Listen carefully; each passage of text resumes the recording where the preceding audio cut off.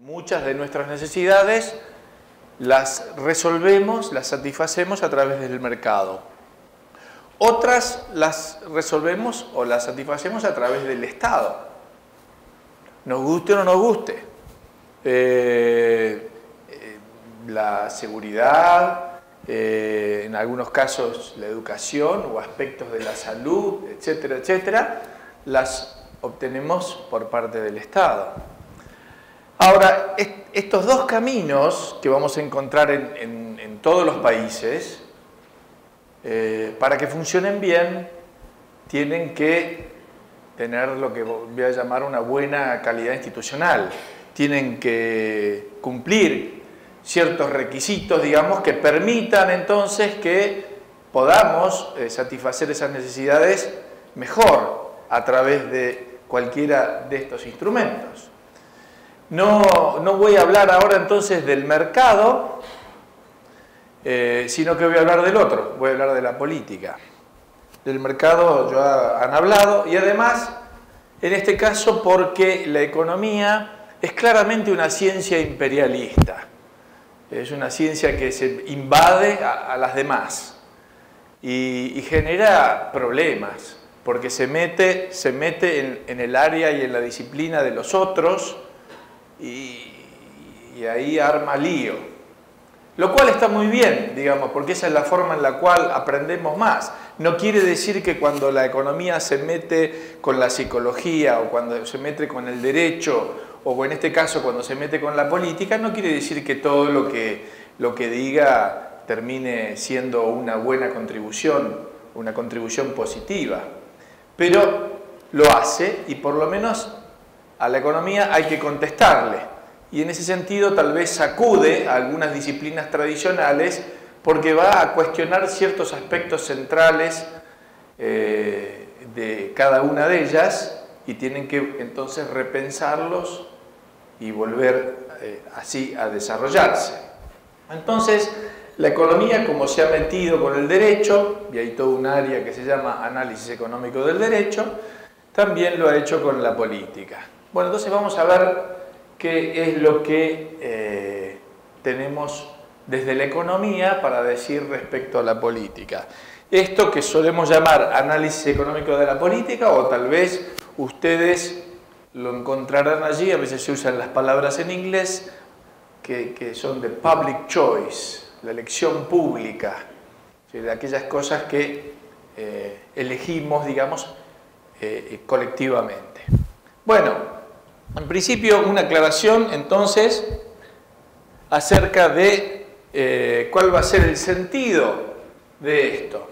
Esta es una frase de Winston Churchill, se la dejo a ustedes ahí para que la lean, no la voy a repetir yo.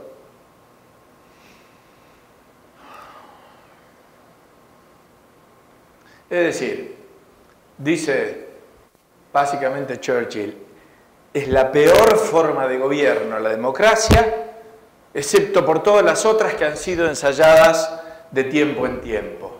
Es decir, ¿qué es lo que está diciendo este hombre? Miren, es lo mejor que más o menos hasta ahora pudimos lograr, pero no es perfecto, ¿ok?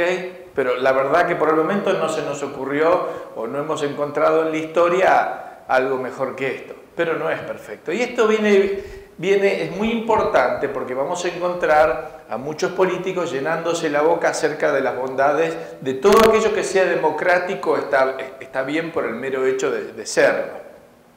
Nosotros tuvimos un presidente allá por la década del 80, no importa quién era, porque ustedes ni se acordarán de él, ni tienen por qué saberlo, que hacía su campaña con estas frases. Decía, con la democracia se come, con la democracia se educa, con la democracia se cura. Y bueno, terminó ganando la elección y no hizo ninguna de esas cosas. Porque la verdad es que la democracia como tal no es ninguna garantía de que se va a obtener un resultado en particular. Es simplemente una forma pacífica en la cual nos ponemos de acuerdo para cambiar de gobernante y para elegir a otro. Y entonces aceptamos que va a ser el voto de la mayoría el que va a decidir quién va a ser el próximo gobernante. Pero eso no es ninguna garantía de que vaya a obtener algún resultado en particular. Y a veces poner tantas expectativas en específicamente el mecanismo de la democracia genera algunos problemas de frustración y a otros que pueden ser peligrosos. Es decir, el problema de frustración es que uno pone tantas esperanzas de pronto en la democracia que cuando las cosas no funcionan, entonces se frustra con la democracia, en vez de frustrarse con un gobierno en particular. Y el otro es que si se ponen tantas expectativas en la democracia, de pronto puede ser peligroso, ¿no es cierto? Porque puede llevar al abuso de la mayoría, porque una decisión democrática es una decisión mayoritaria, pero la mayoría perfectamente puede violar derechos de las minorías, así que hay que tener cuidado con eso. Bueno, entonces desde esta perspectiva es que vamos a ver entonces cómo funciona la política en este sentido de como un instrumento, un camino para satisfacer ciertas necesidades de la gente. Bueno, veamos cómo lo hace en principio el mercado. En el mercado, a ver, levante la mano acá, ¿quién ha hecho algún curso de economía, alguna materia en la universidad, introductoria de economía? A ver, ¿quién ha hecho en general? Bien, perfecto.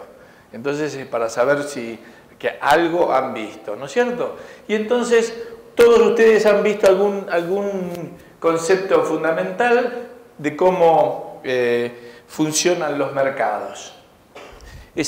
Tal vez no sé si puedo por ahí dibujar algo allí. Ustedes han visto las curvitas de demanda y de oferta, cómo se forma el precio, etcétera, etcétera.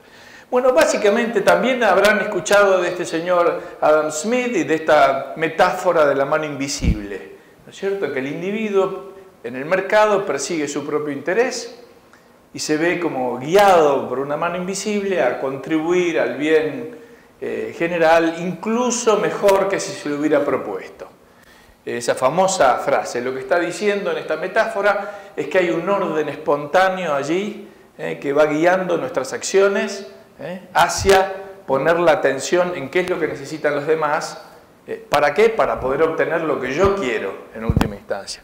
Bueno, este mecanismo es el que hace que el mercado funcione muy eficientemente en lograr que podamos satisfacer las necesidades. Ahora, si nos ponemos a pensar, fíjense que en este mecanismo, en el mercado, hace falta lo siguiente. Primero, hay que saber cuáles son las preferencias de la gente. Es decir, las preferencias de la gente o las necesidades de la gente tienen que revelarse. ¿Sí? Hay que saber cuáles son. Luego, esta información que se revela tiene que ser transmitida, esta información, a quienes van a buscar satisfacer estas necesidades. ¿Sí? Y además van a tener los incentivos para hacerlo, de forma tal de que las necesidades puedan ser satisfechas. ¿Cómo lo hace el mercado esto?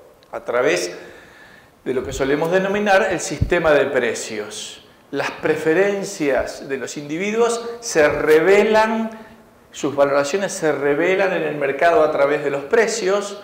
Los precios actúan como señales, son como un gran mecanismo de telecomunicaciones que le dice a los productores qué es lo que tienen que hacer.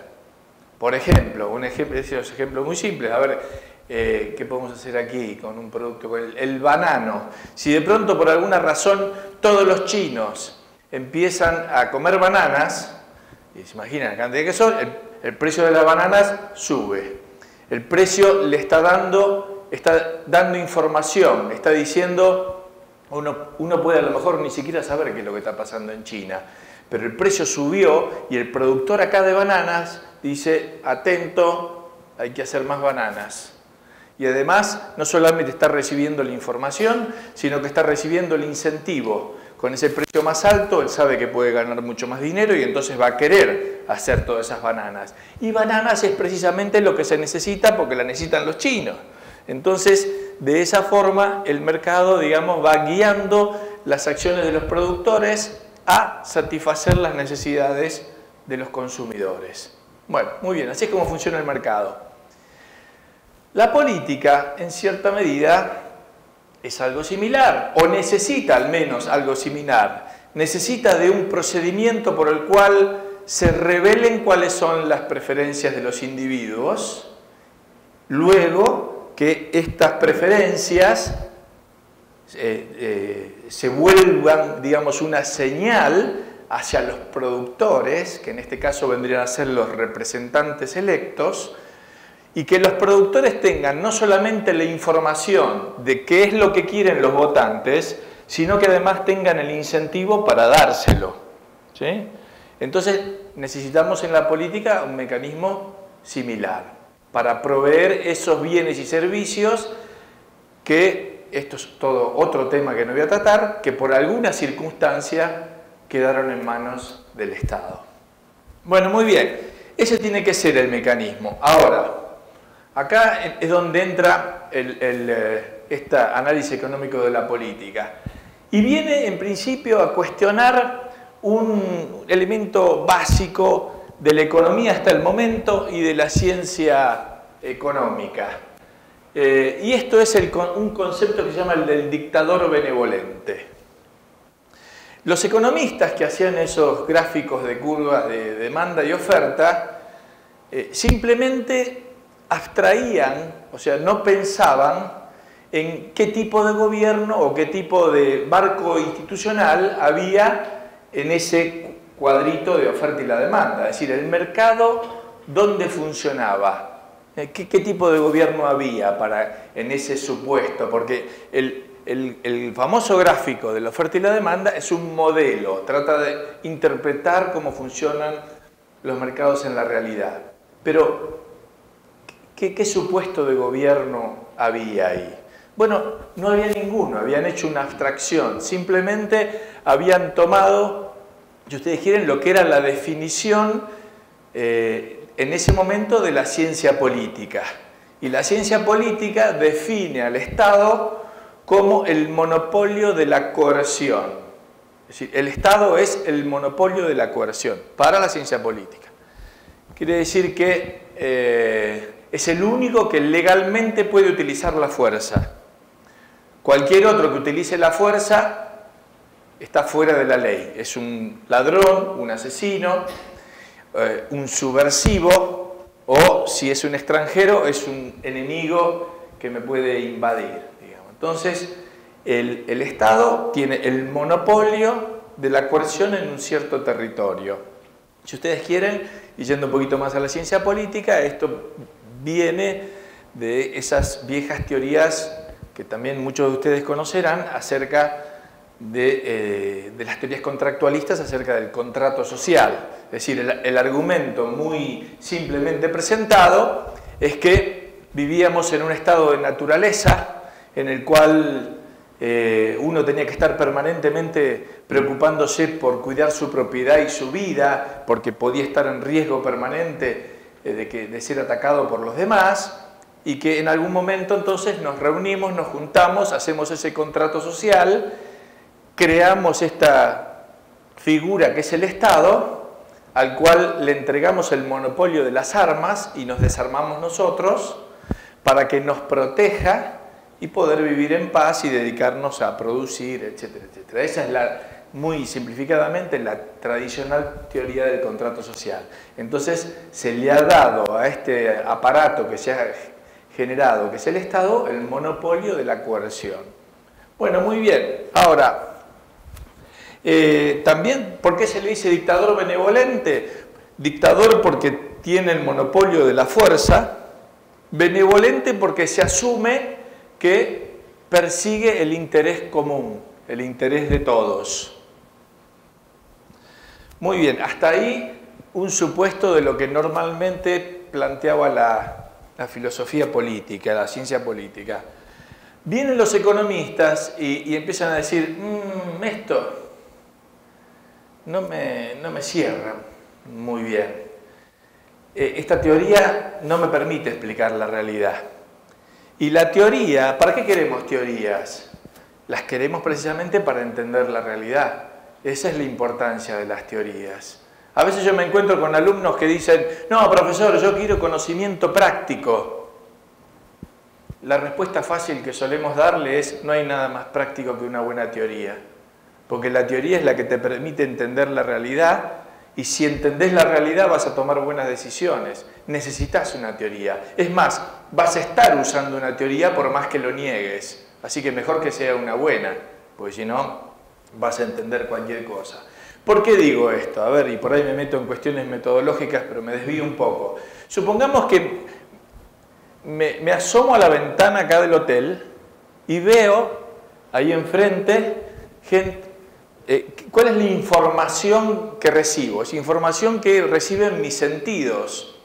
Entonces me pongo a mirar por la ventana y veo gente caminando que entra, sale, entra sin nada, digamos, y sale con unos paquetes. Si yo no tengo una teoría, esa información que yo recibí de mis sentidos no me dice nada. ¿Qué es eso lo que está pasando ahí afuera? Entonces, ahora voy a proponer una teoría. Y digo, ese es un shopping mall, eso que hay ahí enfrente. Y la gente está comprando, entra y sale con bolsas. Yo propongo esta teoría de que lo que está haciendo la gente es comprando cosas que le gustan, necesita, etc. Bueno, muy bien, esa es una teoría que a lo mejor me permite interpretar la realidad. Pero entonces yo sé qué es lo que está pasando. Bueno, tendría que verificar si esta es la mejor teoría que me permite entender eso. Entonces, no sé, puedo ir, preguntarle a la gente, ¿qué está haciendo usted? Dígame qué pasó, etcétera. Verifico que, bueno, que en términos generales es una buena teoría para explicar lo que está sucediendo. Pero si no tuviera una teoría no sabría, no podría entender qué es lo que está pasando. Simplemente tendría un conjunto de datos. Y eso no me sirve. Entonces, bueno, la teoría aquí, la teoría que predominaba en la ciencia política, es esta teoría del dictador benevolente. El monopolio de la fuerza, pero ese monopolio de la fuerza lo utiliza para el bien común. Y vienen los economistas y dicen, esta teoría no me parece que interprete bien la realidad. Porque que el Estado persigue el bien común, que la política persigue el bien común, hay muchísimas cosas que no puedo explicar. Entre otras, por ejemplo, cómo a veces se llenan los bolsillos, se vuelven millonarios precisamente a través de la política, o nombran a sus parientes en un cargo o en otro, o en aquel de más allá. Y todo eso, ¿cómo se explica con una teoría de que los políticos persiguen el bien común? No va. Entonces, ¿qué es lo que dicen los economistas? Vamos a hacer una cosa. Porque además le están planteando de que el individuo es distinto si está dentro de la política y si está fuera de la política. Si está fuera de la política, está en el mercado, todos asumimos que cada uno persigue su interés personal, ¿verdad? No lo negamos, nosotros los economistas tampoco lo negamos. Pero de pronto esa misma persona entra a la política y se vuelve un ángel y ahora persigue el interés de todos. Es decir, estamos dividiendo a la persona en dos, ¿no? Afuera es un egoísta, digamos, adentro es un altruista. Esto no va. Y dicen los economistas, vamos a hacer una cosa, nosotros vamos a unificar esto y vamos a decir, todos persiguen su interés personal, ya sea empresarios en el mercado o políticos en la política. Bueno, ahora vamos a ver si el sistema guía las decisiones de esta gente hacia algo que podamos llamar el bien común. En el mercado tenemos la metáfora de la mano invisible. Cada uno persigue su interés personal y es guiado a satisfacer las necesidades de los demás. En la política, ¿ocurre lo mismo? Bueno, muy bien, eso es lo que lo que los economistas dicen, esto es lo que vamos a testear, a verificar si esto realmente ocurre. El tema por el cual se revelen las preferencias, esa información llegue a los representantes electos y los representantes electos tienen que tener incentivos para satisfacer necesidades. ¿Pero funciona esto? Bueno, la verdad es que hay muchos problemas. Y ahí es donde se meten los economistas a estudiar eso y empiezan a encontrar algunos problemas. Voy a señalar algunos. Por ejemplo, hay uno que se le llama en economía eficiencia asignativa. Bueno, ¿para qué puse eso? Demasiado complicado. Los economistas aparentemente tendrían una teoría que yo mismo cuestionaría, pero no voy a hacerlo ahora, acerca de que hay ciertos bienes, que llamamos bienes públicos, que son los que el Estado tendría que proveer. Vamos a asumir de que esto es así. de que hay ciertos bienes que el Estado debería proveer. Pero el problema que se nos presenta es que como el Estado es monopólico, también puede ser utilizado para lo que llamamos búsqueda de rentas, es decir, no ya para la provisión de un bien común a todos, sino para la provisión de algún tipo de privilegio para algunos. ¿Y cómo notar la diferencia? Porque está claro que nadie va a plantear un privilegio como si fuera un privilegio. Es decir, por ejemplo, yo puedo decir, ¿saben qué? A mí me convendría de que en todos los colegios y universidades de la Argentina se estudiara con mi libro, ¿sabes? ¿No? Sería lo mejor, lo mejor.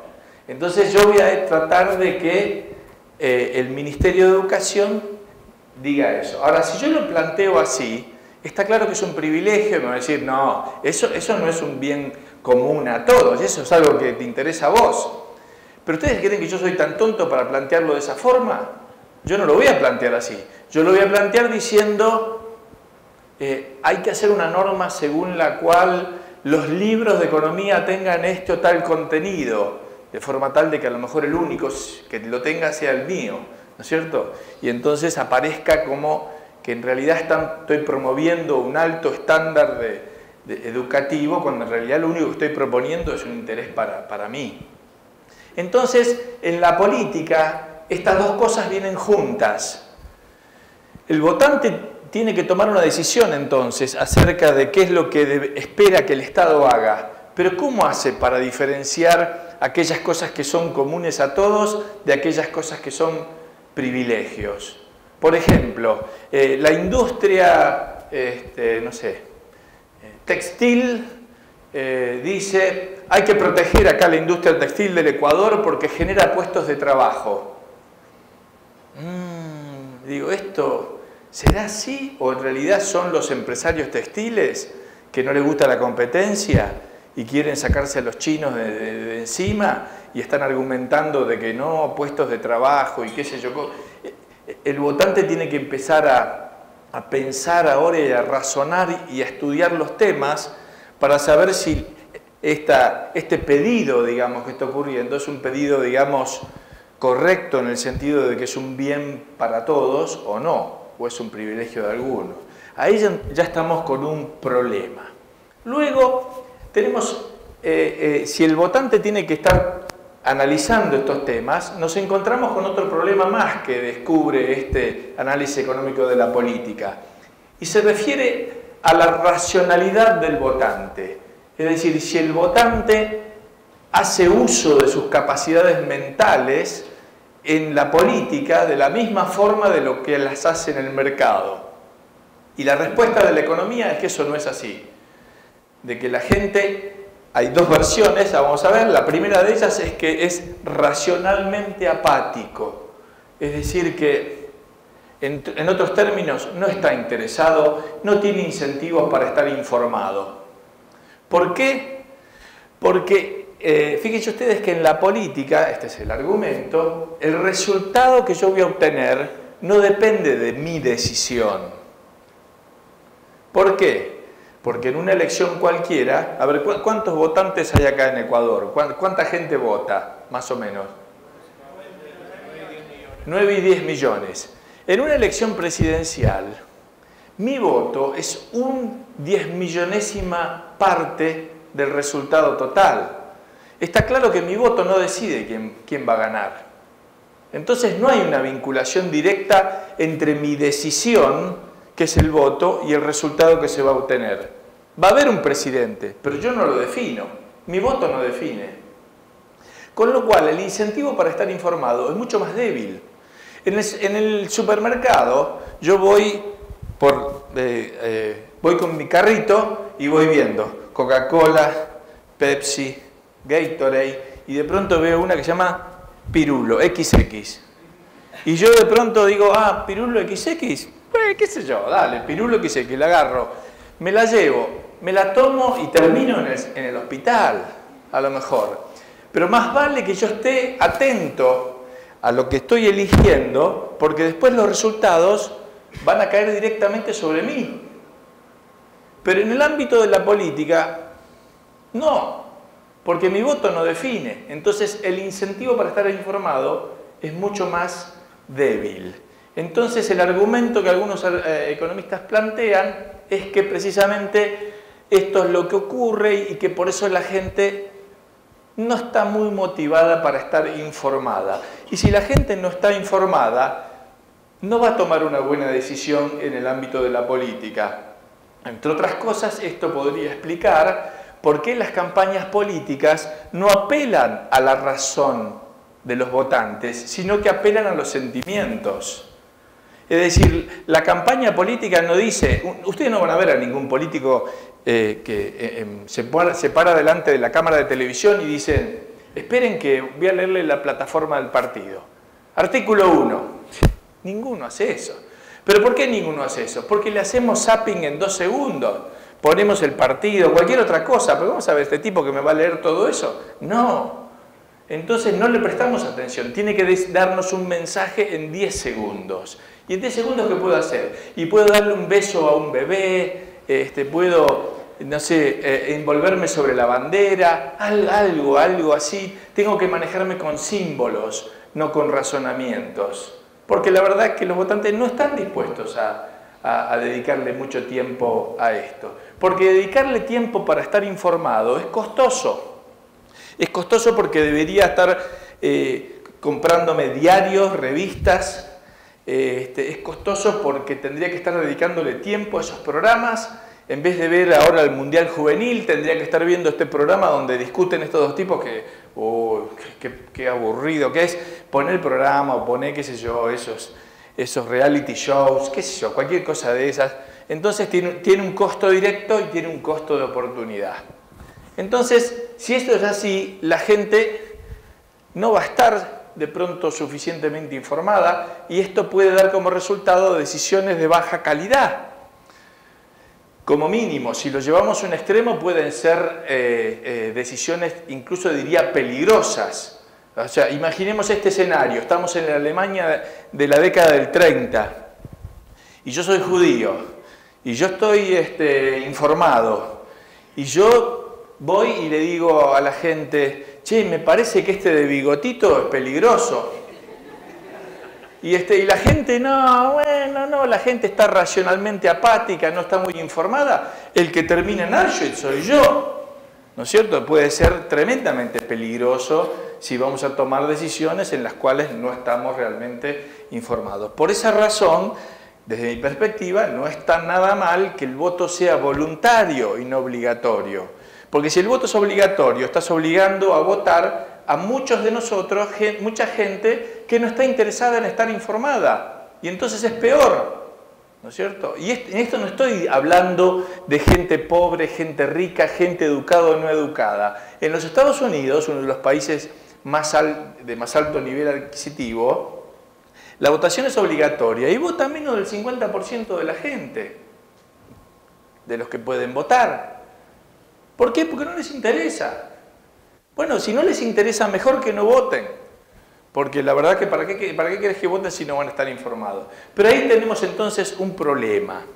Luego hay otros autores, ahora más modernos, que van un poco más allá y dicen, no solamente la gente no esté informada. No, lo peor de todo es que la gente compra, digamos, toda la basura que pueda haber alrededor en cuanto a teorías para interpretar las cosas, digamos, compra las interpretaciones equivocadas, además. ¿Por qué? Porque las interpretaciones equivocadas muchas veces son más, y usan esta palabra, vívidas, que las interpretaciones reales y serias. Entonces, por ejemplo, aparece un problema social en la sociedad y nos enfrentamos con este dilema. Tenemos la posibilidad de la mano invisible del mercado que espontáneamente resuelve el problema, o tenemos la mano visible del Estado. Bueno, como dice estas dos palabras, la mano visible del Estado es visible, la invisible no es tan evidente. Hay que conectar más de 3 neuronas para entender cómo el mercado funciona.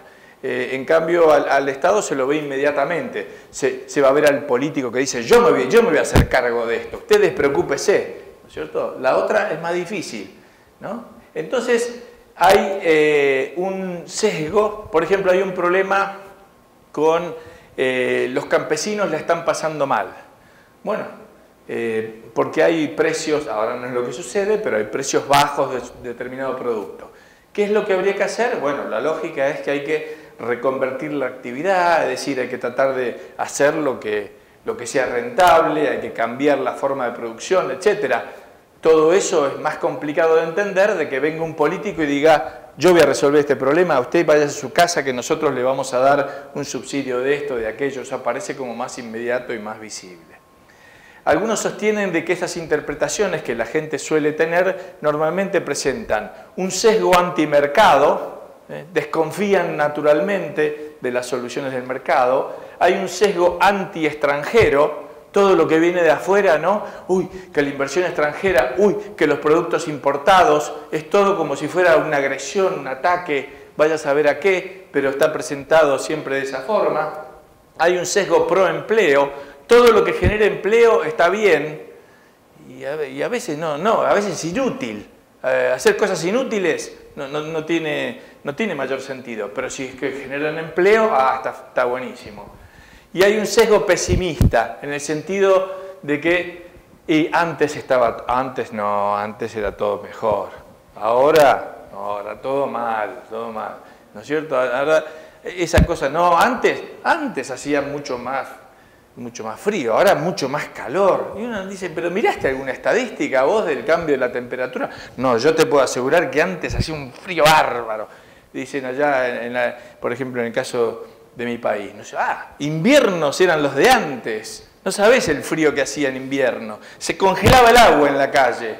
¿Vos estás seguro de eso? ¿Dónde sacaste? Porque yo voy y si veo las estadísticas del servicio meteorológico, no cambió mucho la cosa. No, pero bueno, ese vendría a ser, algunos autores dicen que ese es un sesgo. Entonces, eso lleva a que la gente, bueno, les guste esas teorías más vívidas, digamos. Entonces, hay un costo elevado de aprender, digamos, las teorías sociales. Bueno, no se ve mucho, pero ahí aparece Mafalda, que está leyendo el diccionario y dice: democracia, del griego demos, pueblo, y kratos, autoridad. Gobierno en que el pueblo ejerce la soberanía. Y empieza a morirse de risa, ¿no? Tanto morirse de risa, pero lo más importante, miren las caras de los padres. Quedaron destruidos, ¿no es cierto? Porque ellos le dio una risa tan grande, ¿no? Haber escuchado esa definición. Bueno, entonces, hay un alto costo de tratar de entender cómo funciona, por ejemplo, en este caso la economía, los mercados, etcétera. No es algo evidente, hay que razonarlo, tiene un costo elevado. La demagogia saca partida de todo eso para entonces ofrecer inmediatas soluciones, y esto, por supuesto, apoyado con los poderes estos redistributivos del Estado que ha adquirido en forma cada vez más importante. Ahora bien, yo no sé cómo, ¿cuánto tiempo tengo yo acá? Quedan 20 minutos. ¿Y preguntas? Ok. Bueno, porque yo tengo como muchísimo más todavía.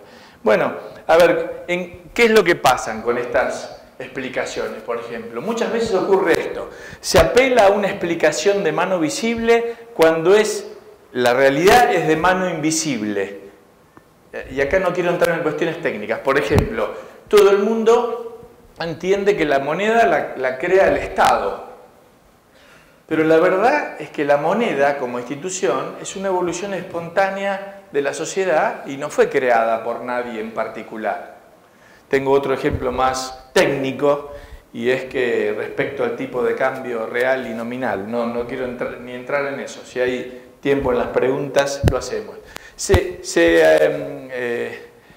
Al revés, digamos, se buscan soluciones o se apoyan soluciones de suma cero cuando para las ciencias sociales son de suma positiva. Entonces la gente cree normalmente que la ganancia de uno es la pérdida de otro, ¿no? Eso se llama el dogma Montaigne, que viene de larga data.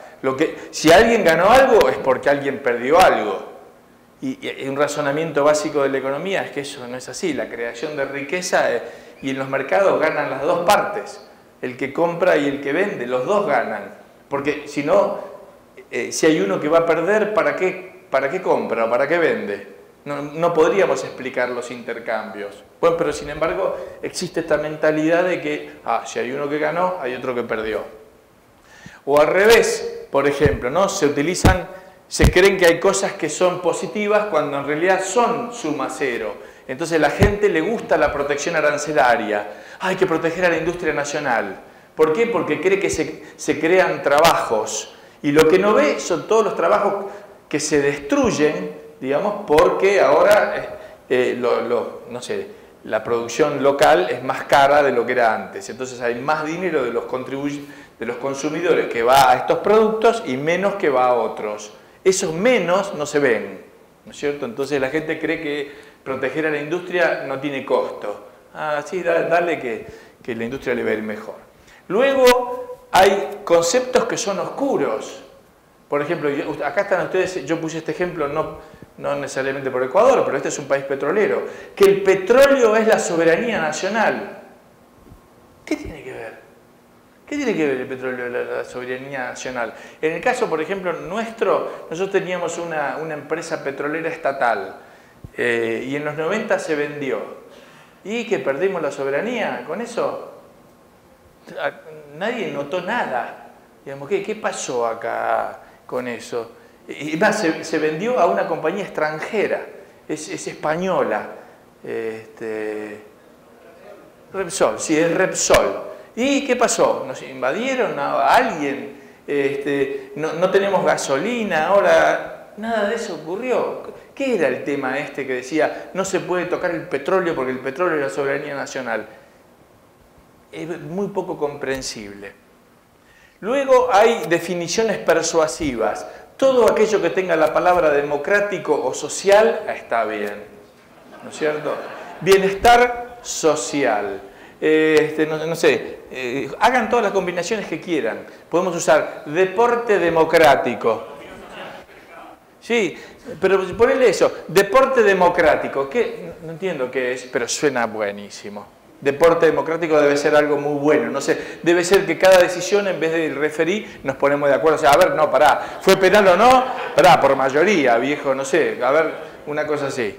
Bueno, hay ciertas cosas que son tremendamente complejas, como discusiones respecto del aborto, por ejemplo.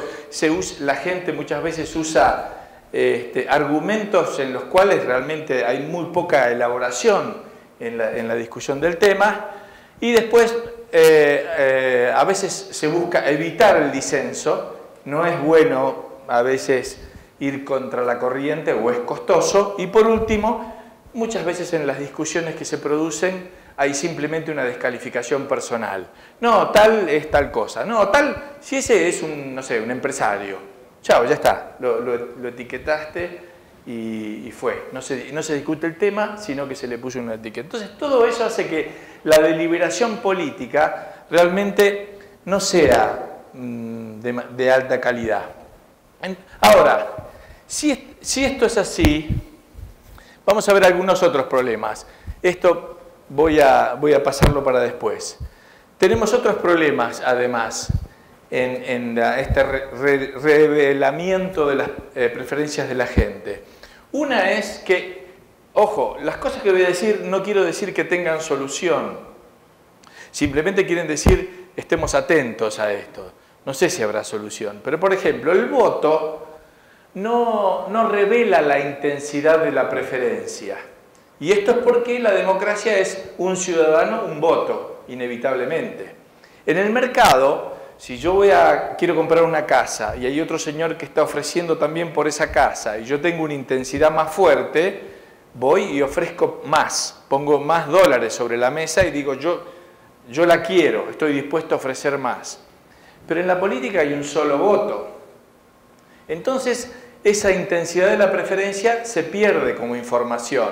Entonces, déjenme ponerles un ejemplo que va a pasar ahora. Supongamos que mi tía está muy viejita y ya ni lee las noticias ni nada, pero quiere ir a votar. y me dice, me llevas a votar y de paso decime por quién voto. Y yo me enojo y le digo, no, yo no te voy a decir por quién. Vos entrás ahí y elegís vos. Y ella va y dice, bueno, a ver, me toca. Y vota por Cristina. Bueno, voto bien. Cristina va a la urna. Detrás de mi tía viene el hijo de Cristina. ¿Sí? El hijo, Máximo, el hijo de Cristina, obviamente tiene una preferencia tremendamente intensa porque su mamá gane. Entonces entra en el cuarto oscuro y su boleta vota por Cristina y va a la urna. Mi tía y se van. Hay que hacer el escrutinio, contamos, las dos boletas valen lo mismo, son iguales. No podemos decir la diferencia entre una y otra. Sin embargo, la intensidad de la preferencia era muy distinta, porque a mi tía le daba más o menos lo mismo y el otro se moría porque su madre gana. Por eso se perdió esa información. Por esa razón, entre otras, y ahora que vamos a ver, es que cuando termina la elección tenemos a los analistas políticos tratando de decir qué es lo que la gente quiso decir cuando votó. ¿Qué sé yo? No sé, porque entre otras cosas también lo que votamos es paquetes de atributos. Es decir, yo no puedo decir en una elección, vamos a poner el caso de una elección presidencial, yo no puedo decir, me gusta la política económica de me gusta la política social de este candidato B, la política exterior del candidato C y la política de defensa del candidato D. No puedo hacer eso. Comprás paquete completo, comprás todo.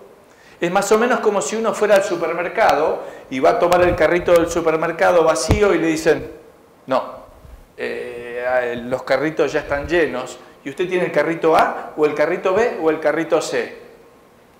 Digo, qué lástima, porque yo tenía ganas de comer un sándwich y el pan de y el jamón está en y la mayonesa está acá. Sí, pero no puede. Usted tiene que elegir o el A, o el B, o el C. Bueno, ok, está bien. Elijo el B. Pero incluso ¿saben lo que pasa? Llego a la caja y me dicen, sí, pero la mayoría eligió el A, así que le damos el A. Porque además eso es inevitable. Como lo que estamos eligiendo es a quien va a dirigir el monopolio, porque el Estado es un monopolio, inevitablemente, entonces los que ganan obtienen lo que quieren y los que pierden, no. En el mercado, digamos, uno va y elige Coca-Cola, Coca-Cola, y el que elige Pepsi, Pepsi. Cada uno se lleva lo que quiere. Pero acá, en la política, inevitablemente es los que queremos Coca-Cola, Coca-Cola, y los que quieren Pepsi, Coca-Cola también. Porque la mayoría quiso Coca-Cola, se acabó. Bueno, es así, en cierta forma es inevitable, pero no deja de plantear problemas acerca de lo que está ocurriendo. Luego tenemos un problema de frecuencia. Las preferencias de la gente en la política se revelan cada tanto, cada 2 años, cada 4 años, etc. Y las cosas pueden cambiar. En los mercados, las preferencias de la gente se revelan día a día, porque la gente va al supermercado todos los días. Y cualquiera de ustedes que sepa cómo funciona una empresa de consumo masivo, va a saber que el gerente de marketing está permanentemente buscando información y recibiendo información acerca de qué están haciendo los consumidores, ¿no? Hay compañías que se especializan en informarle qué es lo que hace la gente cuando va al supermercado, qué es lo que está comprando, etc. Es más, han llegado a niveles tales de que hay empresas que estudian la basura que los consumidores tiran para saber qué efectivamente están consumiendo. Entonces, esa información les llega en forma inmediata y pueden acomodarse rápidamente. Pero acá es cada un periodo largo, ¿no?, de tiempo. Entonces, la verdad que las circunstancias de pronto pueden cambiar, pero bueno, las preferencias de la gente pueden ser otras, o también puede ocurrir que a veces la gente se da cuenta de que me parece que el gobernante no está haciendo lo que me prometió y bueno, por ahora te lo tenés que aguantar por 4 años porque no queda otra, la próxima es dentro de 4 o 5 años.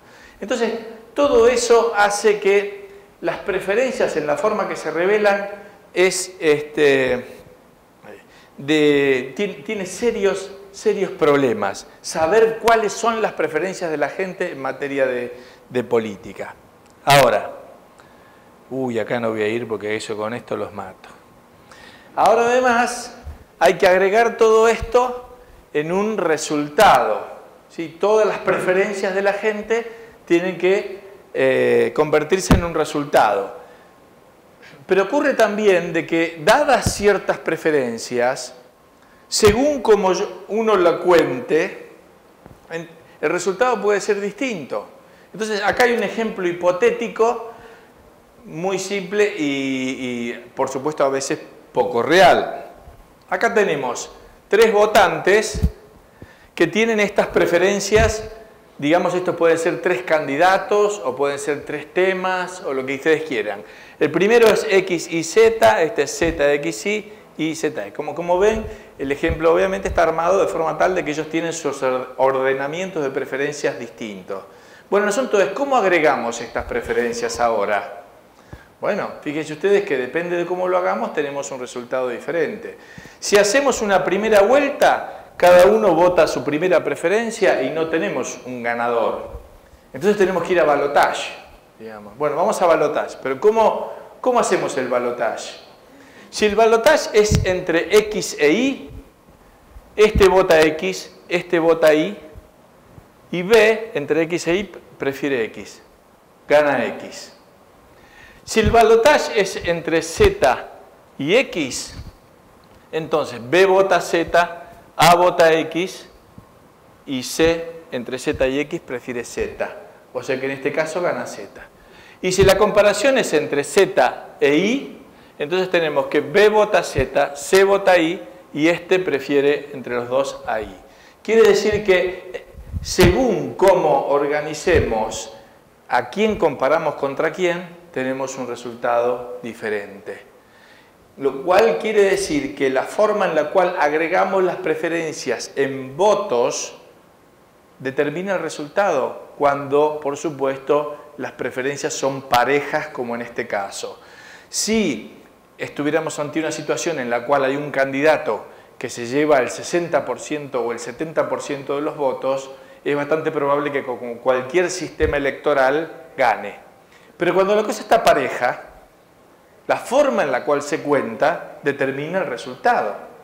Entonces, fíjense que esto es paradójico, porque y en el caso de mi país, por ejemplo, que es el que yo he estudiado, tuvimos una elección en el año 2003 en el cual habían salido 3 candidatos ahí, uno cerca de otro. Según un sistema electoral ganaba de nuevo este señor Menem. Según otro sistema electoral, que cambió ahí en el momento, ganó Kirchner, con las mismas preferencias de la gente. Y uno era supuestamente de derecha y otro de izquierda. Y dice, ¿cómo puede ser? Bueno, porque la cosa estaba muy pareja y depende entonces de cómo se cuenten los votos. Entonces, además, estamos teniendo un problema ahora en transferir las preferencias hacia un resultado. Y luego tiene que haber un incentivo para que los que son electos hagan precisamente lo que los votantes le dicen que hagan. Pero ¿qué es lo que ocurre? Bueno, ocurre que el representante, una vez que fue electo, puede o se ve normalmente influenciado, digamos, por 2 alternativas. Una, o hago lo que beneficia a mis votantes, o, fíjate, también puedo hacer algo que beneficia a una minoría y perjudica a la mayoría. Pero la minoría me favorece muchísimo a mí. Digo esto, y esto es lo que explica la existencia de esto que llamamos lobby. El lobby viene a ser algo así, como una acción política por el cual una minoría busca obtener algún tipo de beneficio. Pero en la democracia, si la democracia es el gobierno de la mayoría, ¿cómo puede tener éxito el lobby, que es precisamente aquello que beneficia a una minoría? quiere decir que hay problemas. Bueno, todo lo que antes mencioné genera estos problemas en el resultado de la política. Porque, por ejemplo, fíjense ustedes, para poner un ejemplo que es un poco lejano. Es decir, vamos a hacer un pequeño grafiquito acá. Pero más o menos podríamos decir que los votantes, en cualquier elección, más o menos, se distribuyen así. Esto es una distribución probabilística, digamos. Si ustedes quieren poner en izquierda y derecha. La democracia, siendo el gobierno de la mayoría, debería ser que gana, digamos, esto que están acá. Los candidatos, además, van a tratar de posicionarse acá adentro si es que quieren ganar. Esto solemos llamarlo en economía el teorema del votante medio. El político va a tratar de acercarse acá. Por eso, hoy cuando pasé rápido esto, ahora les quiero mostrar, fíjense para interpretar esto qué es lo que pasa en las campañas en los Estados Unidos. Esta es la primaria en los Estados Unidos. Estos son los demócratas y estos son los republicanos. Primero el candidato tiene que ganar la primaria, por lo tanto apela a los demócratas y estos apelan a los republicanos y por lo tanto los dos generan como opiniones muchísimo más puras en el sentido demócrata o en el sentido republicano. Pero una vez que ganaron la nominación, la candidatura, se van a posicionar acá, porque los votantes ahora tienen que ganar la mayoría de los votantes, entonces ahora los dos se corren para el medio. Y eso es lo que normalmente uno ve en esas elecciones. Si uno quiere ganar, tiene que ganar a los que están en el medio. Ahora, la cuestión es esta. Si la democracia es el gobierno de la mayoría, ¿cómo es que a veces vemos que se aprueban políticas que benefician a ciertas minorías en perjuicio de las mayorías? Es decir, minorías que pueden estar por acá o que pueden estar por acá. Entonces voy a poner algún ejemplo. La Comunidad Europea, el proteccionismo agrícola en la Comunidad Europea. El 60% del presupuesto de la Comunidad Europea es subsidios y protecciones agrícolas. ¿Cuántos campesinos hay en la Comunidad Europea? Menos del 5% del total de la población. ¿Y cómo puede ser que el 5% del total de la población se lleve el 60% del presupuesto? Es raro, ¿no es cierto? ¿Qué está pasando con la democracia mayoritaria acá? Uno podría decir, bueno, a lo mejor es que la mayoría quiere hacer eso. La mayoría quiere subsidiar a la agricultura. Pero si la mayoría quiere subsidiar a la agricultura, no necesitaría hacerlo a través de la política. Es decir, por ejemplo, iría el consumidor francés, entraría al supermercado y encontraría harina, quiero decir, de Brasil, 1 euro. Harina francesa, 8 euros. Y el consumidor diría, yo compro esta porque es francesa y porque con esta entonces apoyo a los agricultores de la comunidad. Me parece que la gente no hace eso. Me parece que le importa un rábano de sus compatriotas y va y compra la harina más barata. Entonces los campesinos o los productores agrícolas, la única que les queda es convencer a los funcionarios de que pongan altas barreras para la harina que viene, en este caso, de Brasil. Pero eso es una política que favorece a una minoría y el costo lo paga la mayoría. Es raro eso, ¿no es cierto? Bueno, hay una teoría económica que trata de explicar esto y dice que esto ocurre así porque en muchos casos los beneficios están concentrados y los costos están repartidos. Y eso es lo que explica por qué el lobby tiene éxito. Entonces, déjenme ponerles otro ejemplo acá. Supongamos el caso de paraguas, para decir uno. Entonces tenemos nosotros acá un paraguas local. No, esta no. Esperen, uno que funcione. A ver, vamos a seguir con el verde. Un paraguas local y un paraguas que viene de China. El local cuesta producir acá $1.05 y el de China llega a $1. El productor local se ve que no vende paraguas, está perdiendo el mercado, está por... Si sigo así tengo que cerrar. Bueno, tendría varias alternativas. Una es tratar de cambiar la forma en la que produce para ser más eficiente y poder bajar su costo de producción y competir. Eso es lo que normalmente sería una actitud empresarial.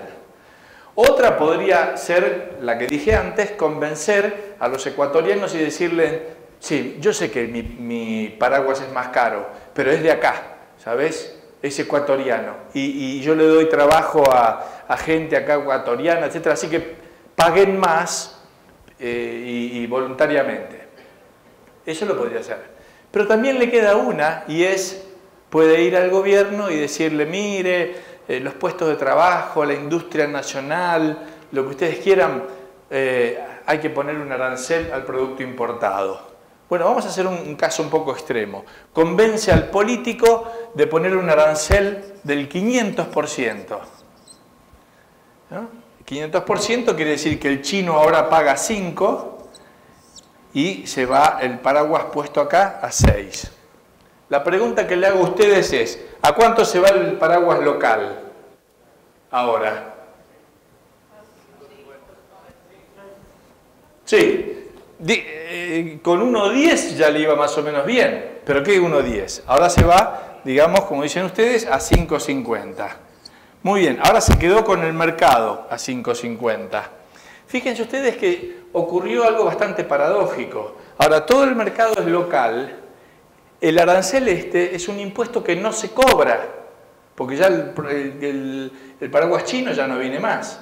O sea que no es un impuesto que se ponga con la intención de cobrar. Simplemente es como que se privatizó el impuesto porque ahora se lo lleva en realidad. Bueno, pero lo que tenemos para ver ahora es esto. Supongamos que el mercado anual sea 1 millón de paraguas y que nosotros, más o menos, cada uno de nosotros compre un paraguas por año. ¿Qué es lo que nos dice esto? Que la medida proteccionista esta, para mí como consumidor, implica un costo de pasar de 1 a 5.50, es decir, ahora gasto por año $4.50 más. No es mucho.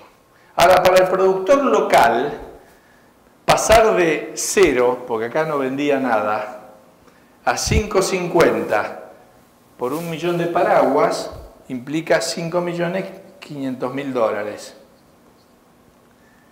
Es mucha plata.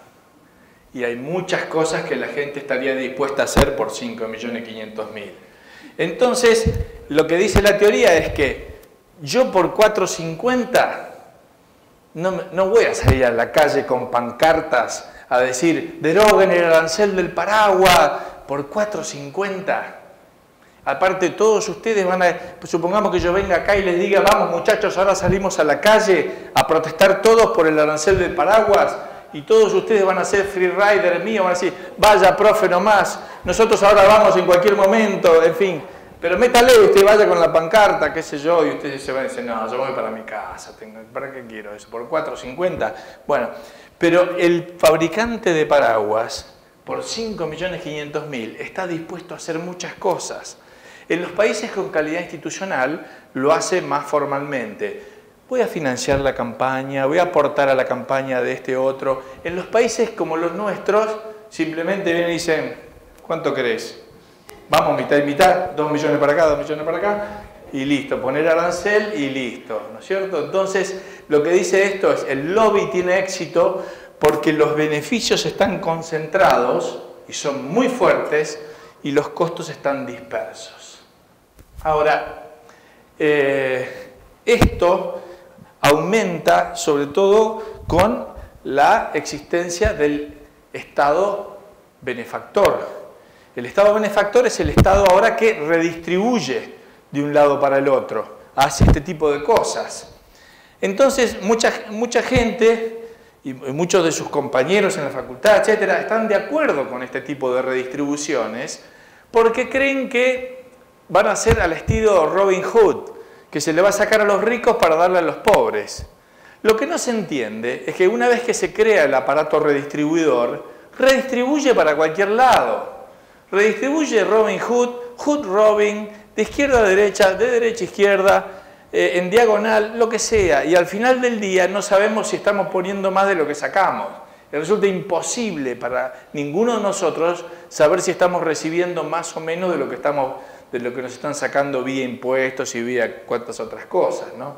Entonces, ¿eso qué es lo que hace? Esta maraña redistribuidora termina generando como una clase política que vive de tomar de acá y de poner allá, ¿no es cierto? Y hoy le saca a este y le da a aquel, y mañana le saca a este y le da al otro, y como suele a veces el refrán decir, el que parte y reparte se queda con la mejor parte, ¿no? Entonces se genera esa sensación de una casta política que vive de eso, que vive de la redistribución y de dar privilegios a este o a aquel o al otro. Entonces, resumiendo y volviendo ya terminamos, a lo demás, tenemos problemas en cuanto a la revelación de las preferencias de la gente, porque la gente no tiene fuertes incentivos para estar informada, le llaman más la atención teorías que no son teorías muy elaboradas ni profundas para entender lo que sucede. El mecanismo de esas preferencias vienen empaquetadas muchas veces, no miden la intensidad de las preferencias, la transmisión de eso a un resultado electoral tiene sus problemas también, y por último el poder que se le otorga le permite al que recibe prestarle atención de pronto a las prioridades de la gente o no, o prestarle atención a la prioridad de los lobbies. La verdad que es bastante precario en ese sentido el mecanismo de la política para resolver nuestras preferencias. Por eso, y uno va a decir, bueno, ¿y qué hacemos ahora? No sé, nos suicidamos, digamos, o si no, de ahí es que, digamos, bueno, siendo que tiene estas imperfecciones, por eso argumentamos que el ámbito de decisiones que tiene que definirse a través de la política tiene que ser pequeño y hay que dejar en manos de los individuos que ellos decidan más sobre sus propias vidas y en definitiva que sean más libres. Bueno, hasta acá llegamos. Muchas gracias. Preguntas, sí. Los que quieran hacer preguntas ahora, tenemos unos 20 minutos para preguntas. ¿Pase el micrófono para que Sí, así que se escuchen las preguntas.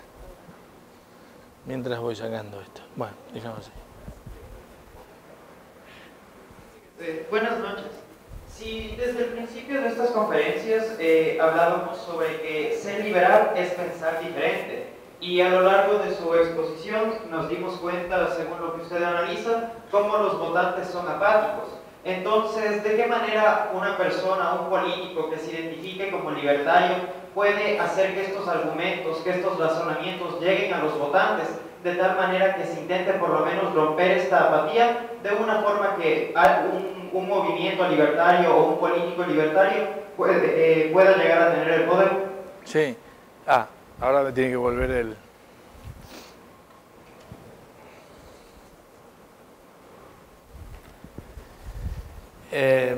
Lo más difícil que yo veo es lograr... Por supuesto que la política no puede ser perfecta, pero por lo menos tal vez pueda ser poco nociva, al menos. Y eso ocurre cuando ya no depende del político de turno, sino depende del marco institucional. Es decir, cuando lo que gobierna es la ley y no las personas.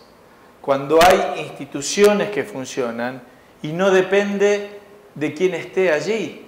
Entonces yo creo, o por lo menos mi visión, es que lo que hay que luchar es por ese mejoramiento institucional. Y eso significa, si lo tuviera que resumir en 2 palabras, es las limitaciones al poder. Siendo que el poder tiene todos estos problemas, es clave cómo se va a limitar el poder.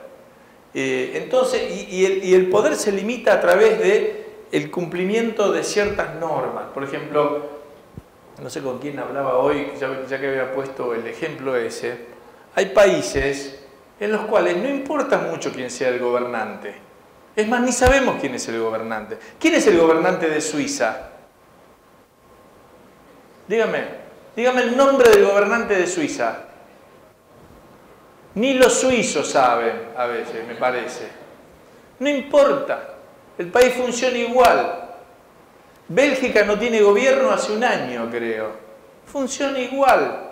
¿Por qué? Porque funcionan las normas, funciona la justicia, funciona incluso hay un aparato burocrático estatal que funciona con ciertas... Funciona. No depende de eso. En cambio, en nuestros países que son débiles institucionalmente, si uno pregunta quién es el gobernante, no sé, obviamente en Venezuela todos sabemos quién es y parece que inevitablemente se necesitará alguien que va a llevar al país a determinado rumbo, y la cuestión no es así. No hay que darle poder, sino que hay que reducir el poder.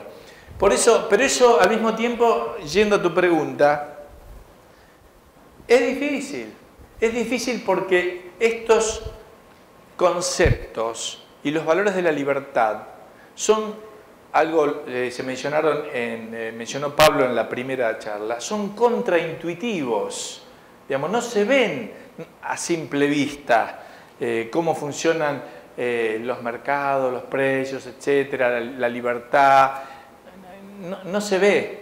Entonces, por supuesto que vas a correr siempre en desventaja. ¿Cuáles son las cosas que ayudan al argumento? Precisamente, por ejemplo, lo que señaló Juan Carlos, es decir, los resultados son evidentes, los resultados se ven ahí. A la larga es como de esperar de que la gente algo va a ver, ¿no es cierto?, de eso. Los países que son más libres, los países que más controlan el poder, tienen mayores niveles de riqueza, etcétera, etcétera. No es tan directa la asociación porque siempre hay justificaciones que se van a dar para una cosa o para otra, pero eso puede ocurrir. Luego, yo creo que algo que va en nuestro favor también es el hecho mismo de la globalización. La globalización implica mayor movilidad de los recursos y los recursos se van de países que no tienen buena calidad institucional a países que tienen buena calidad institucional. Entonces eso somete a los distintos países o jurisdicciones a un cierto grado de competencia, el cual pone como un límite adicional a las barbaridades que puedan hacer los gobernantes. Entonces tal vez por ese lado también se puede avanzar en ese sentido. Y el resto después, por supuesto que en lo más inmediato, es de qué forma uno puede presentar esos argumentos que son un poquito más complicados respecto a la libertad, los órdenes espontáneos, etcétera, de forma tal de que realmente apelen a la gente, le llamen la atención y que les sean fáciles de entender. Yo creo que eso es una actividad que todos los institutos que están aquí, el Instituto Ecuatoriano de Economía Política, el CATE, etcétera, permanentemente están actuando con eso. Pero es verdad que llevan las de perder, porque llevan las de perder respecto al otro que dice, no, pero acá lo que hay que hacer es, toma, un subsidio para acá, subsidio para allá, regulación esto, regulación lo otro. Las soluciones aparecen como fáciles. Las consecuencias de eso, no deseadas, por supuesto, incluso no se ven. Y eso cuesta mucho más. ¿Qué más?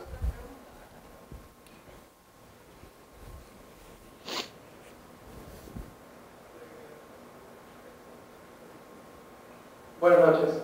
Algo que quería comentar a la pregunta que dijo él y sobre su respuesta es también que más allá de la institucionalidad, de que las instituciones del gobierno de hecho funcionen, una importante medida de disminuir la apatía de las personas hacia la política es también que se reflejen decisiones vinculantes, en que realmente si yo cojo y voto, mi voto no sea por gusto, o si yo cojo y hago una asociación para defender los derechos o para promover algo, realmente se me va a dar esa apertura en el Estado o en el gobierno para que mi decisión o mis intereses también sean parte de la política del Estado.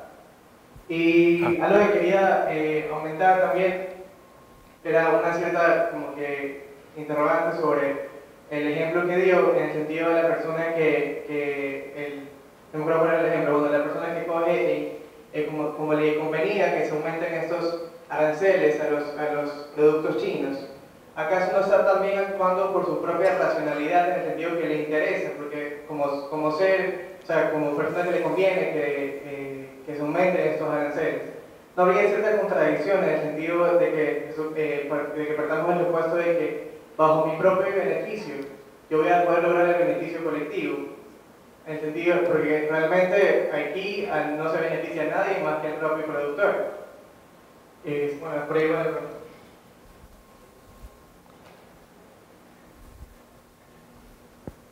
No sé si te entendí bien, pero está claro que este señor, con este incentivo, está tremendamente informado acerca de lo que ocurre y de los más mínimos detalles del mercado de los paraguas. Nosotros, con este incentivo, estamos mucho menos informados y por eso nos pueden vender tal vez la política de que esto es en beneficio de la industria y qué sé yo y todo ese tipo de cosas. Pero está claro que él y el político que va a recibir a lo mejor la mitad de esto, por supuesto que tienen un incentivo total para estar bien informados. Ahora, yendo a tratar de darles a ustedes, que sé que tienen esa preocupación acerca del qué hacer, por ejemplo, en estas circunstancias, yo no les puedo dar una respuesta definitiva, pero sí plantearles de que la política muchas veces, yo hice este gráfico aquí, ¿no? Pero esto no es una columna que esté quieta, esta columna se mueve, es decir, a veces los votantes están más acá o a veces los votantes se vienen para acá. ¿Qué es lo que lleva esta columna de un lado para el otro? Son las ideas. ¿Sí? Las ideas se van discutiendo, hay como un mercado de ideas. Y las ideas que van predominando en un determinado momento van llevando esta columna para un lado o van llevando esta columna para el otro. Entonces, por ejemplo, sin saber mucho de los detalles sobre el Ecuador, y vamos a suponer de que esto sea más Estado hacia acá y menos Estado hacia acá, dado el caos de los 80 en Ecuador, está claro que en los 90 la preferencia de los votantes parece haberse venido para acá. Pero luego, por algunas circunstancias, se vino para acá, ¿no? Se vino para este lado.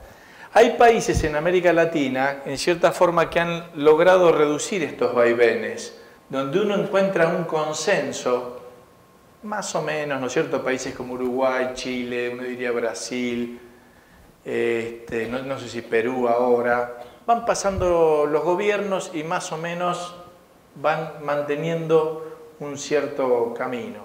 Ahora, particularmente en cuanto a lo que hacer, yo creo que hay que entender entonces cómo ese mercado de las ideas funciona. Y acá voy a utilizar dos metáforas que algunos premios Nobel de Economía conocidos nuestros utilizaron. Hayek decía que las ideas se difunden como una gota que cae en un estanque. Es decir, la idea se genera aquí, luego va a este círculo, a este círculo, a este círculo y así se van difundiendo las ideas. Milton Friedman usaba la paradoja de una pirámide. Bueno, una idea se produce aquí y luego va siendo adoptada por más y más gente. No hay definiciones concretas, pero probablemente acá sean ideas de pronto muy académicas o muy teóricas. Estos se ganaron el premio Nobel, digamos. Después las tomamos nosotros, que somos profesores, que no nos ganamos ningún premio Nobel ni nada de eso, pero los leemos a ellos, las enseñamos en las clases y qué sé yo. Luego vienen, no sé, tal vez los alumnos se van y son periodistas, van en los medios, etcétera. Luego vendrán, no sé, los políticos o la gente en general. Todos estos son actores de ese, llamémoslo así, mercado de las ideas. Lo que creo que es importante para cada uno de nosotros es tratar de saber dónde uno tiene una ventaja comparativa. ¿Dónde voy a estar yo acá? ¿Voy a estar en la difusión masiva de las ideas? ¿O voy a estar acá arriba en la elaboración de las ideas? ¿O acá en la transmisión, no sé, a nivel académico universitario? ¿O voy a estar en los medios de comunicación? ¿Dónde voy a estar? Porque la verdad que son distintas habilidades y uno tiene que saber definir eso, ¿no? O yo me voy a dedicar a esto de que va a ser la difusión masiva y entonces voy a tratar de estar en la televisión y voy a tratar de tener un programa que lo vean 10 millones de personas, o por el contrario yo voy a estar acá y voy a tratar de influir en el que tiene el programa que tiene 10 millones de personas que lo ven, o en fin, son distintas habilidades. Cada uno tiene, y todas, o sea, a todos los que están preocupados por la libertad, habría que estar activos en todas ellas. Entonces, la verdad es que miren, tienen un montón de campo ahí para elegir dónde se puede hacer algo. ¿Listo? Parece que no hay más. Una más. Buenas noches. Yo tengo una pregunta sobre la situación a la que llegó. Usted dijo que mientras el ámbito de la política sea menor, ya es mejor. Por lo que entiendo que es un Estado más reducido en su tamaño. Pero, ¿qué pasa o cómo saber hasta dónde se delimita ese poder que tiene el Estado, sabiendo que el mercado, aunque es una manera eficiente de poner en orden las cosas, pero también tiene sus fallas? O sea, ¿cómo saber hasta dónde el mercado va a ser óptimo o el Estado regulador lo puede hacer? ¿Cómo saber ese límite? Aquí es una pregunta. Bueno, vamos. Esa es la mano visible del Keito. Sí, mi pregunta va dirigida a cuáles son los parámetros básicos para definir un bien público.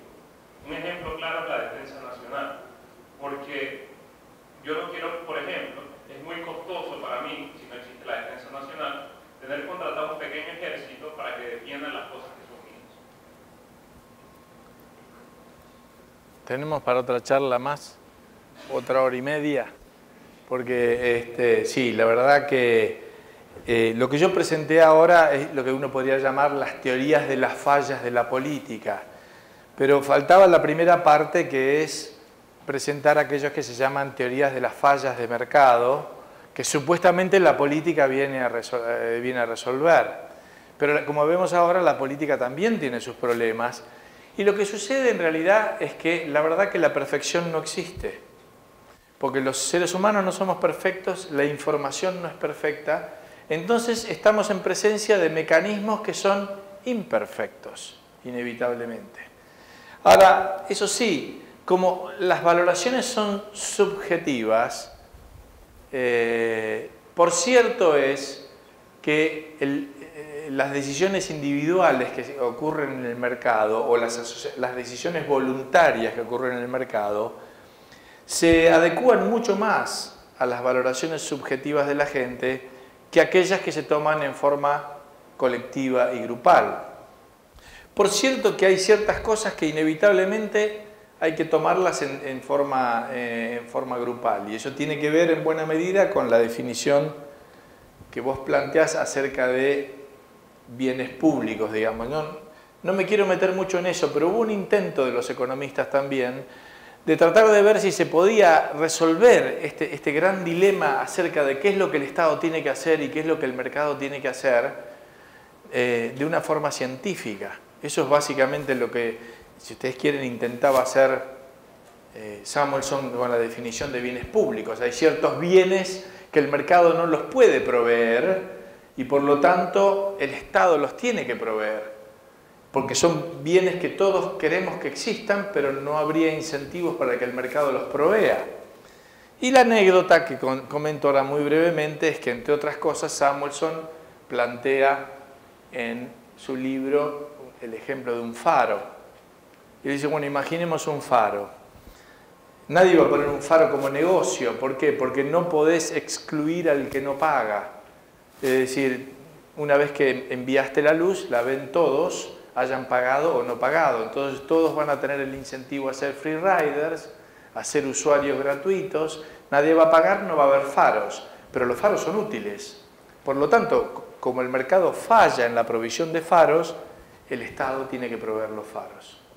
Bueno, esa es la teoría tradicional, digamos, muy vigente hoy como justificación de muchas políticas públicas.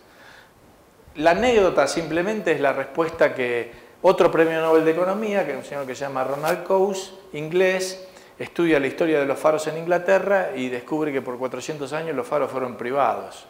Dice, el ejemplo lo puso usted, la próxima vez elija mejor un ejemplo porque yo no lo elegí, usted lo eligió. Ahora yo le digo, los faros eran privados. Bueno, ¿qué era lo que ocurría? Y eso es lo interesante de la respuesta de Coase, era que por un lado los dueños de los barcos se ponían de acuerdo y decían, bueno, nosotros vamos a poner los faros, porque los faros son útiles para nosotros. ¿Va a haber usuarios gratuitos? Y sí, va a haber usuarios gratuitos. Pero bueno, nosotros nos ponemos de acuerdo. Había una institución que se llamaba Trinity House, que era la que proveía los faros, y le cobraba como un honorario, digamos, a todos estos dueños de los barcos. Y luego era vincular la provisión de un bien público a un bien privado. Entonces eran los puertos los que ponían faros. Un puerto sí puede excluir al que no paga, y además es un mejor puerto si está bien señalizado, entonces los puertos ponían esos faros. Algunos dicen que el ejemplo no es el mejor porque esta Trinity House tenía como un poder público para cobrar esos faros, pero no hay que ir tan lejos. A mí me pasa, por ejemplo, yo vivo en las afueras de Buenos Aires, cualquiera que esté por ahí algún día me avisa y salimos con una lanchita ahí que yo tengo, y a 200 metros vamos a encontrar enorme cantidad de boyas de este tamaño, todas privadas. Yo creo que hay una gran idea y recomiendo leer este libro de este señor Robert Nozick que se llama Anarquía, Estado y Utopía, donde él en última instancia lo que está planteando es esto. Imagina un mundo que es una meta-utopía, donde hay pequeñas jurisdicciones y la gente simplemente va eligiendo la jurisdicción de acuerdo a sus preferencias. Es decir, por ejemplo, yo quiero fumar y quiero vivir en un lugar donde se pueda fumar en cualquier lado. Bueno, todos esos se juntan y viven acá, en este barrio, y se fuman todo lo que quieran. ¿Ok? Bueno, y acá, mira, y nosotros nos queremos drogar. Pues se juntan acá y se drogan ahí todo lo que quieran. Y acá van a estar, nosotros queremos que sea totalmente prohibido. Bueno, se juntan acá y ahí no entra una droga. ¿Ok? Y los socialistas se juntan acá y se expropian entre ellos todos los días. Pero no a mí, ¿no es cierto? Yo no, yo me voy a otro lado donde no me expropien nada, ¿ok? Pero hagamos eso, cada cual que tenga su propia utopía, cada cual es decir, diversidad, tenemos distintos valores, tenemos distintas preferencias. Yo no viviría ni loco con gente de Boca, por ejemplo, ni loco.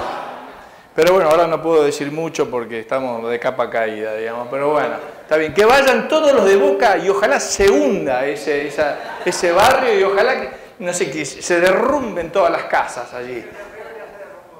¿Eh?